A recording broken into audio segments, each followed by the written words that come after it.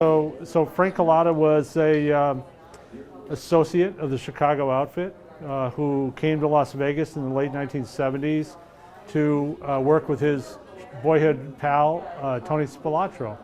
And they committed all kinds of crimes here. There's a whole burglary ring that they were involved in. Cullotta was involved in some murders, sadly. And then there was the big bust. In 1981, Cullotta's burglary ring was busted, caught in the act of committing a burglary of a big home furnishing store here.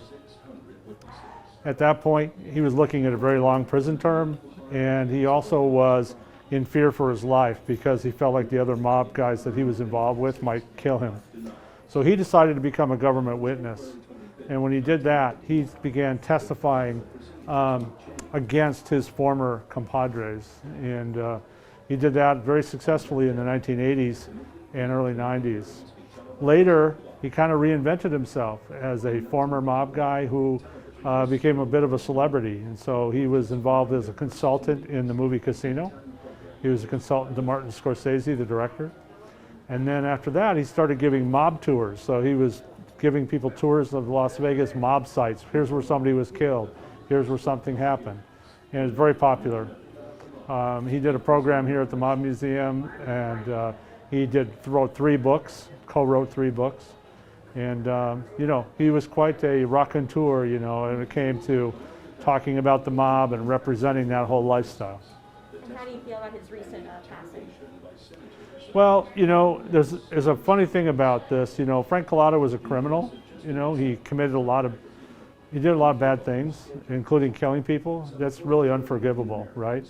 At the same time, he did a lot of good to put a lot of other mobsters in prison. So you always have to balance these things out. In the end, I found him to be a very personable person, very charismatic person, enjoyed learning from him and talking to him. And I learned a lot from him.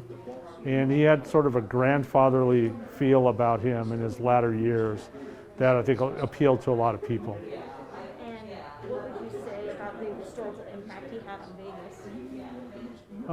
Frank Cullotta's impact on Las Vegas, I think, is interesting because he did contribute to the demise of the mob here with the information that he provided to the FBI, to Metro Police, and to prosecutors to take down mobsters whom he had previously worked with. So he had that contribution. Later, I think he contributed to the nostalgia about the mob era in Las Vegas. He was one of the last of those guys still living, and most of them have either passed or they're in prison.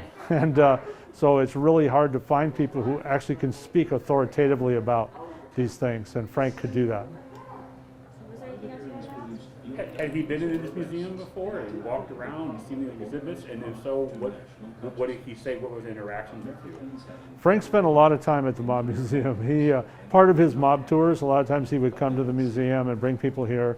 You know, he liked to hobnob with the folks here who were interested in this subject matter. You know, he sold books here. We had book signings here that were very successful.